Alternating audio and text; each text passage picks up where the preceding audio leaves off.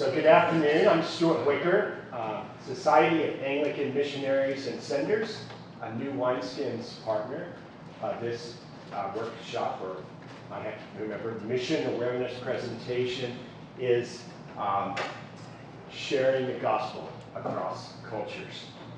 Welcome, come on in. We're just getting started. If you come on up near the front, I'm not going to be using a microphone. You don't have to sit at the front, but we'd love to have you closer in. So, and I will repeat that in just a few minutes for the recording.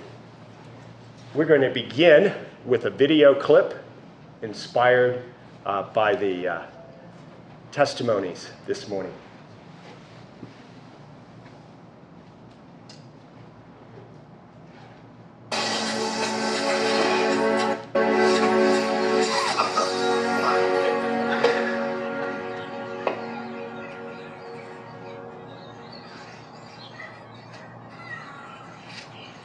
Good morning. What do you mean? Do you mean to wish me a good morning, or do you mean that it is a good morning whether I want it or not?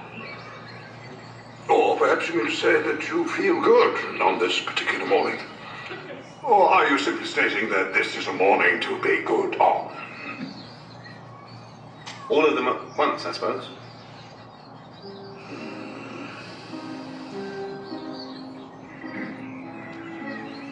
Can I help you? That remains to be seen. I'm looking for someone to share in an adventure. An adventure? No, I don't imagine anyone west of Bree would have much interest in adventures. Nasty, disturbing, uncomfortable thing. When you're late for dinner.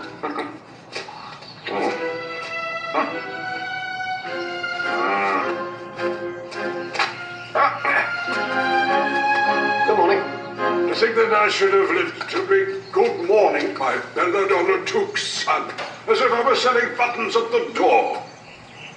Beg your pardon. You've changed, and not entirely for the better, Bilbo Baggins. I'm sorry, do I know you? But you know my name, although you don't remember I belong to it. I'm Gandalf. And Gandalf means... me. Not Gandalf, the wandering wizard who made such excellent fireworks. Oh, too. Used to have them on Midsummer's Eve. No idea he was still in business. And where else should I be? Well,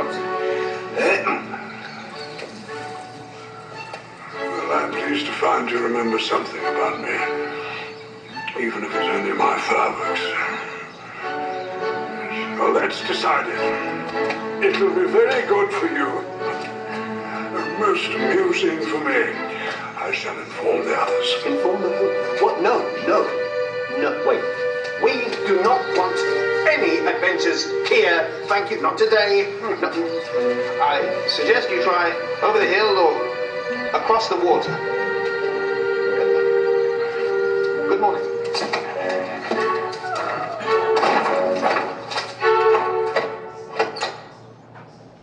The truth is, behind closed doors, the P word became my secret sin, and for the next... Okay, that's the danger of using YouTube, but... yeah. We got to the point that we needed to.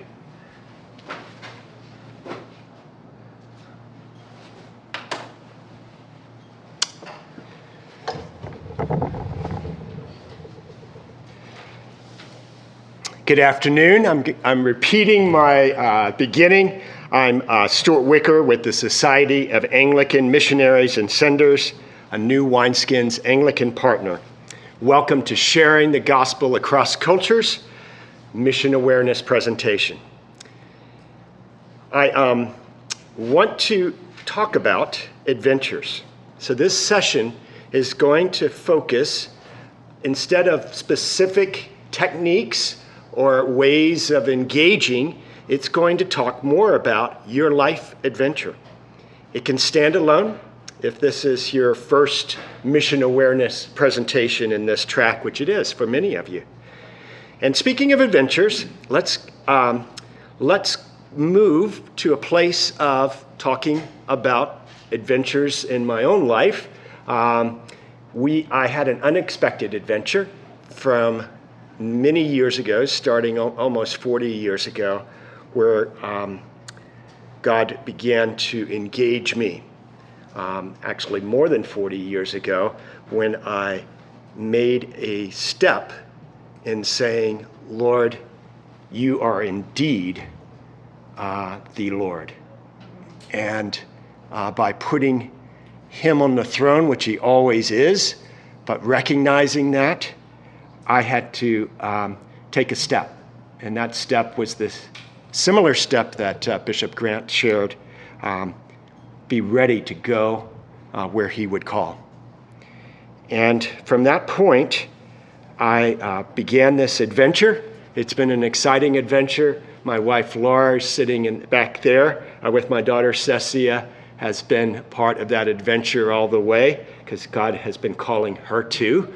And when we received that call separately, it was a confirmation for us stepping into marriage and moving further into where God was calling us. I have to say, I'm still growing in that adventure and still expecting the unexpected because that has been very much part of it. But there has been joy along the journey. Some of you might be aware of or have actually even read the Choose Your Own Adventure book series. But as I was sharing and as Bishop Grant shared earlier, when you give over your life to Christ, he chooses the adventure. And that can be quite a wide range,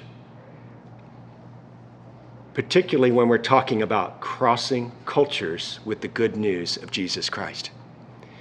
We heard this morning Bishop Jeremiah talking about going not a very far distance. I think he said a 10-minute walk, maybe 40 minutes if I remember correctly now, a 40-minute walk from the New Air to the Anahuac. But that was a walk literally of life and death. Dean Prim Tamang shared about going back to your people. That could be another crossing, particularly because of the commitment that he made to Christ. We have a missionary that serves with our society. He defected from former Czechoslovakia when it was under communist rule, was seeking for freedom. Ironically, he got to the point where he was here in the U.S. and he had blue jeans and he had rock and roll music and he had all these other things. But then he asked, is that all? Is this all that freedom is? And at that point, he encountered freedom in Jesus Christ. And he knew that he was to share that gospel. He too has been called back to share that with the Czech people, which has been hard. We can also look at the range of peoples that we could be called to. In Nepal, over 200 people groups we heard this morning. Maybe in your own city or area, region, you're seeing a massive amount of people groups that are coming. The nations are indeed coming to us. Let's think about your adventure. And that could be in a number of different ways. As I mentioned, many of you will either be sharing the gospel within your own context, but you do have the opportunity to cross cultures to do that. Some of you are or will be sharing the gospel to the furthest ends of the earth, as we saw with Norman and Beth. And then when they got there, walking miles and miles and being in a very isolated place. Pioneering for the cause of the gospel, for the hope, for the nations. Wade and Chelsea talked about another stage of an adventure in going in and into a place and helping to equip and disciple and teach. Also working in the margins where it is so important still that the gospel goes into those places of the margins and in darkness. And Jenny even mentioned at the beginning places like Europe, where re-evangelization, and even in our own culture, we see that, and the importance of sharing the gospel across generations. So as we look at this adventure, I'm going to use an extended analogy here and talk about a literal adventure. I'm going to put this out just a little bit. Sorry if you can't see. If you need to move, that's fine. Also, in the back, can you hear me? If you can't, you can move up forward. I'm happy with it. I'm just going to be moving around. That's why I can't use the mic, because it's one of those right in your mouth mics. But as we begin this adventure, as I mentioned, I'm going to use an extended analogy of backpacking, which is another one of, good deal. The love of my life, of course, is Jesus Christ, but I also love backpacking. And so I'd like to just share about that. We're going to focus on 10 fundamental steps that will be looking at both being and doing. And not all 10 steps will be part of your journey. But if you're extending yourself to the ends of the earth or even into another nation, perhaps many of these steps will be part of your journey. The other reality is that a number of you may be walking with others in their adventure, encouraging them. So I hope that these are helpful. I will say that at the end, I'm going to give resources that will help you just to follow up. And some books that will go much more in depth than I can even begin to touch. Especially one book I'm going to be borrowing from quite a bit called The Global Mission Handbook, a guide for cross-cultural service, which is helping to equip cross-cultural workers for the call. And this is written by two of my mentors, Steve Hoke and Bill Taylor. Many of you may even know Bill. Bill's been here to New Wineskins before, and so has his son, David Taylor, and others. His daughter-in-law, Christine, his daughter, Christine Warner, is here right now. So I'm very indebted to Bill and others in this journey. So where do we begin? We begin with one of those beings that I mentioned. And almost any hike I take, even if I'm not backpacking, I realize that water is one of the most essentials of the essentials. Even looking at our bodies being mainly composed of water. Every hike that I go on, pretty much, I will have water or a way to get water. And I can see that sometimes I don't have a good water source. So as I mentioned, I would bring along a filter. And you may be going to places where you're not going to have a great water source. We had a really kind of almost a motto in our society for many years: dig your own well. And where you go, that may be quite of a necessity to dig your own well. But the essential is the water of life, Jesus Christ, that we find in John. So I'm just going to slip this in here. Now, if I'm going for a more extended time, this formation spiritually, which I'm talking about, how God is forming you, your being, to be ready to cross cultures with the gospel, you're going to need a little bit more than water. So I got a whole bag of food. A lot of it's freeze-dried. Hebrews, of course, talks about moving from milk to meat, so I even got some chicken here. And we are ready to go in terms of getting that foundation, which is our walk with the Lord. The next step, and I will say that these steps are not necessarily sequential. Number one, obviously, is the foundation. Everything begins from that. But another step, or number two, is discovering your ministry identity. And you can do that within your current context. How has God put you together? And so let's go ahead and get ready for this journey. I'm going to just get my boots on and start walking. That's what you need to do sometime. And that's okay. And as you start walking, others can speak into your life and help you to discover that ministry identity. Boots are great for long hikes. They give a little extra support, although I had my hiking shoes on too, so if you need to move fast, you might be in that element. But the relationships that you build as you get moving can really help you to discover your gifts. And those will feed in to your foundation for sharing the gospel across cultures. Our next step is crossing cultures, doing. Oh, that's getting me. A map is really critical. So I've got a map of the Grand Canyon West. Definitely want to have a map in the Grand Canyon because it's a pretty rugged area. And anywhere I go, if I'm going anywhere extensive, I have a map, whether it's paper, sometimes electronic. That map is the guide along the way.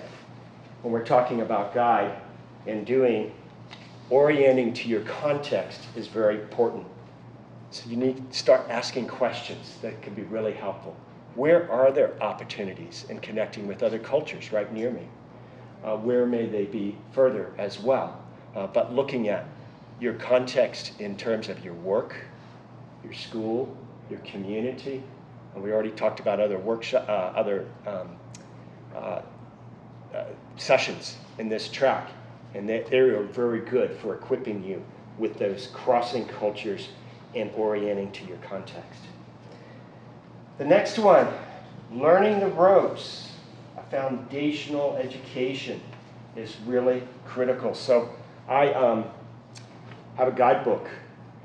Not every time I go, but most of the time I need to have extra information to be able to find the routes, find water, we just talked about that, find places to camp, etc.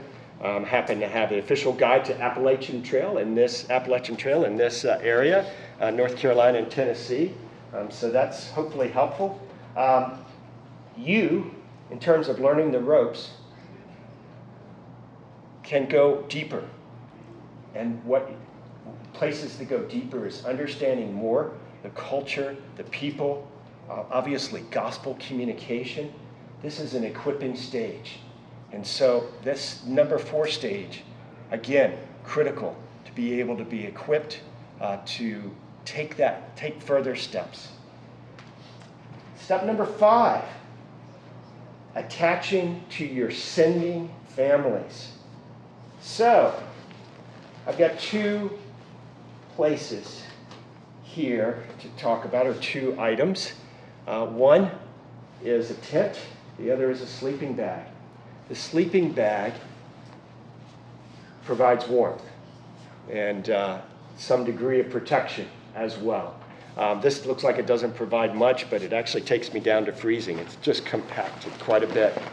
And then the tent, when there's storms along the way, having a tent is great. I love sleeping out under the stars, but having the backup of a tent, that covering, is essential on most every adventure that I go on. So, sleeping bag, your church, your home sending community, providing nurture, knowing you well, helping you to prepare, encouraging you along the way, a place to receive you back when you go out in ministry. Very critical. If you're stepping out further in ministry, particularly into another context beyond your home, like into another country, having a sending missionary society or sending agency is really critical.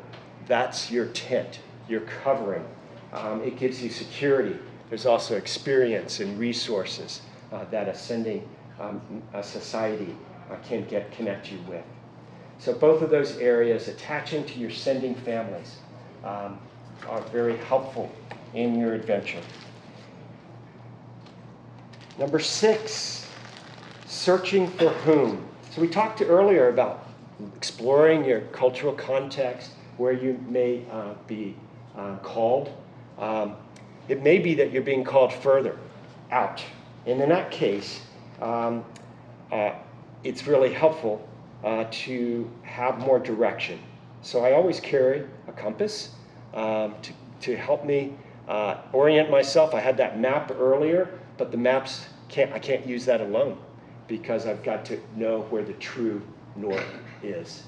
And for us, our true north in our walk with the Lord, of course, is the Lord himself. And so there are adjustments that needed to be made along the way. So having that direction is very helpful. That ministry-focused search may lead you to peoples across the world, like it did Norman and Beth. It may lead you to your neighbors who are different from you, recent refugees that have come into your neighborhood. 7. So we talked about knowing, but we also may need even further training. Training for making a transition into another arena, whether that's close to home or whether it's far away. And so I have a headlamp that I use. It really helps me to be able to see pretty far out there. And it also has a little blinking light. Let's see if I can turn that off. There we go. And that can really help you for that, getting more light on the areas that you need in order to be equipped for the calling that God has you. That might be theological training. It may be missiological training. It might be a pre-field orientation. Each one of them are important. But the reality is that sometimes we can't see that far out. And you all know very much the lamp unto your feet. So I have a lamp too that doesn't really go too far out, but it's enough for my feet. It also comes in like 7 different colors, which is pretty cool. It's inflatable, but I'm not going to deflate it right now, and I'm not even going to turn it off because I missed that. So there it goes. But that lamp, in reality, there's a lot of trust in the Lord as we're on this unexpected journey, knowing that many times it's just that next step that he will be revealing to us. And that's okay. That could be, you could be in training for 3 years. We've had a number of our people who have been preparing for over 10 years before they go, particularly for people who are going cross-cultural in unreached people groups, doing pioneering church planting. The kind of preparation is phenomenal that needs to happen for effective ministry. So speaking of preparation, sometimes you just need to try things on. In this case, I'm going to put on my outer shell for rain and wind. This is good for protection. You might be trying on something else for your adventure. But trying on, moving into a cross-cultural sharing could be an internship for you. There's great opportunities for those out there. The roll call about connecting young adults, 20-somethings, into a cohort for mission internships around the world. We have our own program, a Bridger program, which has the opportunity for people to serve anywhere from 1 month to a year, to be mentored in a mission environment. All of those, and there's many, many, many more opportunities out there to apprentice or to intern. And so I encourage that as another place of preparation. Obviously, that's a doing element. We keep coming back to learning. Lifelong learning is so critical along the way. And carry my Bible. Sometimes I'll even have a prayer book, but it's usually on my phone. I take a travel journal in order to reflect on what God is doing in my life and to record parts of those adventures along the way. The Bible, staying grounded in the Word, staying true to the Lord is all foundational in that adventure. Travel journal, as I mentioned, I use that for reflection. Bill Taylor talks about reflective praxis. So as you're practicing, you're also coming back and reflecting. What is God doing? How can I continue to grow? Where is he maybe calling me that is surprising or unexpected? Being ready for all of those elements is critical. And we are almost at the end of our journey. Oh, I forgot I needed a sleeping pad, but I'm not going to take that this time. I'm going to be tough. But finishing faithfully is step number 10. And there's several items that I'm going to take along, which, again, are critical for my journey. First aid kit. Sometimes we get banged up along the way. There could even be trauma. And we need to be open to the Lord bringing healing. Again, we come back to the body. The body can come alongside us and really help in those places where we've been hurt or where others have been hurt or structures are hurtful. You might need a repair kit to help put things back together. Maybe the structures that you're working in, there's things that haven't gone right. That doesn't mean that that's the end of your adventure, the end of your journey. It could be that others could come in, help bring repairs. Tape, duct tape is really great for a lot of those repairs, and I've used it in many, many places. Many things for finishing faithfully. But one of the realities, handy dandy pocket knife for repairs as well, is that you might get into a really, really tough spot when you're reaching out for the cause of the gospel. And you may need others to come in and rescue you. Literally, we've had people air evac'd in the past. That's not common, but it does happen. So thinking about that, I have my personal locator beacon, which I'm not going to demonstrate here because we don't need a helicopter coming into Ridgecrest. And I don't want to pay for the helicopter. But that personal locator beacon is something, too, for you to consider. It's okay if you're in a place of desperation, again, to reach out. There is help ready to come. And since we had our Tolkien theme, a little rope could always be helpful, as Samwise would attest to. I'm getting some years on me. You may not have noticed. I hope you did. But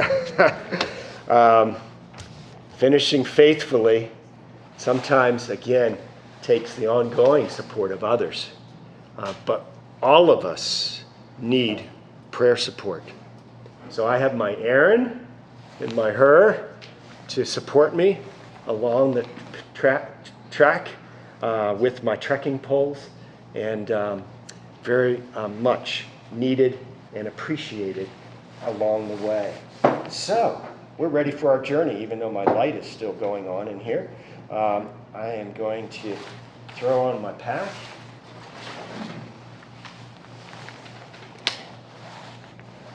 And step out into that adventure where God may be calling me. It could be that I'm going to be reaching out to those refugees that moved in near my home, as I mentioned before. It could be that I'm going to help equip the church in a country where there is the church to be more effective in their missional calling. Or it could be that my journey is going to take me to an unreached people groups in Nepal or somewhere else in that kind of region. So I'm ready for my journey, but I'm feeling this pack is really heavy. I think maybe there's something not quite right. Let me check. Tried to slip this in. This is my handy dandy chair. Quite comfortable. Nice to have that. But it's not one of the essentials. And sometimes we need to leave comfort behind. Sometimes baggage, as Latin would speak to us, is an impediment. And so remember that. Even though you may not have comfort, God is going to walk with you and be your comforter through his Spirit. And I also want to encourage you as you go forth that you indeed are part of a grand story. Bilbo had no idea what would happen when he did open that door again to Gandalf, what that adventure would lead to. But it was a grand story. I don't know the ending for your story, but I do pray that you remain encouraged. And our big God is bigger than any obstacle we will find along the way, even Mount Everest, can use little people like Bilbo and like ourselves, like myself, in powerful ways.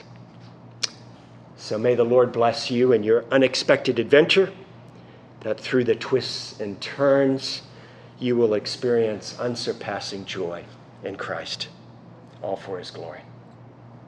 Thank you. Thank you.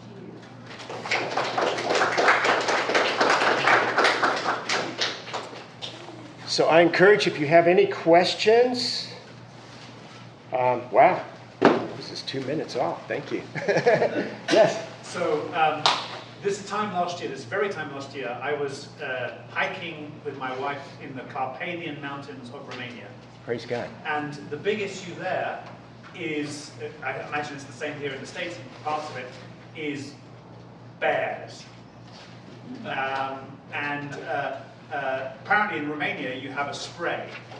And I didn't know, because I didn't speak Romanian, whether I spray this on myself or I spray it on the bear. But just building, to the extension of your analogy, there are bears that threaten us. Yeah. So what is, I'm setting you up for what is the response? Because Satan is the big bear, who will sometimes challenge us. Yeah. So how do we see off Satan? Bears. There's also feral dogs. They were worse than the bears. Yes. So that bear spray, which by the way, you do spray toward the bear. You actually spray it in the air, and as the bear's coming, he runs into that cloud of pepper spray, basically, and is not real attracted to it, and hopefully would move away. Yes. Yeah, try to spray it, downwind. Yes, and not at your friend. But spiritual warfare is real, and thank you, Jeremy, for bringing that up, because we're going to encounter the bears. Obviously, the wolves is another analogy that we see throughout Scripture, and it's critical. And my trekking poles really won't stop a grizzly, but I have used my trekking poles for banging on things for black bears, because black bears are relatively shy. So if you encounter any bears in the Appalachians, you don't need bear spray. Just make a lot of noise, wave your hands. And so sometimes you got to know what you're encountering as well. Is this a grizzly? Is this a black bear in the east? I'm not going to say about black bears in the west, but is this a black bear in the east? And how do you encounter that? So it's very important. We keep going back. Wow, learning, training. So thank you, Jeremy. And I hope you had a good trip and you didn't spray that on yourself. Others? Sorry, this is just a continued comment about the big analogies just rolling downhill. But sometimes you have the bears, the other points thinking about in terms of spiritual warfare. Sometimes you have the ticks. Yeah. Things that are like probably in a way can potentially be just as deadly, but you don't always know that they're there. Yeah. So the importance of being fully covered in prayer. Amen. The importance of being fully covered in the Word. Yes. Yeah. You know, it is interesting. The things that get to me the most when I'm out in the wilderness are ticks and mosquitoes, particularly in some parts of the world. The mosquito is the most dangerous animal in the world. It's very small, but it carries many diseases, especially malaria is one of the most serious. And so sometimes, thank you for that analogy, sometimes it's those small things that can get at us. You know, interestingly, if you're hiking here, the most dangerous animal, other than maybe ticks, which can be quite dangerous, are actually people. You can get, there's risks with other people, which is surprising, because people will say, oh, how about those wolves and those bears? Well, actually, most of the negative encounters in the wilderness are still with other people. If you're on a team, you might find that the conflict can really tear you down. And it's also a witness of the gospel. Our unity, particularly our unity across cultures, across nations, is a wonderful testimony to the gospel. So we need to guard our relationships and walk together on these journeys with God's help. Thank you, Cecia. Yes, Joanne. I was thinking food and medicine, because my greatest thing is not so much the bears, but the inner. If I'm doing something, I should be praying. If I'm praying, I should be doing something. You know, it's the self-care and the selflessness. Yeah. I know that only God can do that, but it's the inside stuff that gets to me more than the outside. Yes. Yeah. You know, that's so true. And, you know, I started with water at the beginning. I didn't bring it up again. You did. But, you know, when one of the most beautiful, I would say, I can't say the most beautiful, but in some ways I would say the most beautiful mountain in the world is Mount Kilimanjaro in Africa. And when you're climbing Kilimanjaro, the key is not going fast. The key is going steady, pole pole, slowly, slowly. And that's part of our journey, is that we might not get there fast, but we will get there by God's grace. The other part of that is every 15 minutes, drink water. You try to stretch it out for 6 hours, you might fall on the side of the mountain. So we need to keep going back to the source. Thank you, Joanne. Other questions or comments? These comments are beautiful. You're going to extend my analogy too far now. I was thinking about weather conditions. Yeah. Some trails might be really great and easy to walk on in certain seasons, and Yes. really impassable in others. Great. Thinking also about like day and night cycles as well. Like much safer to walk certain trails during the day. Yeah.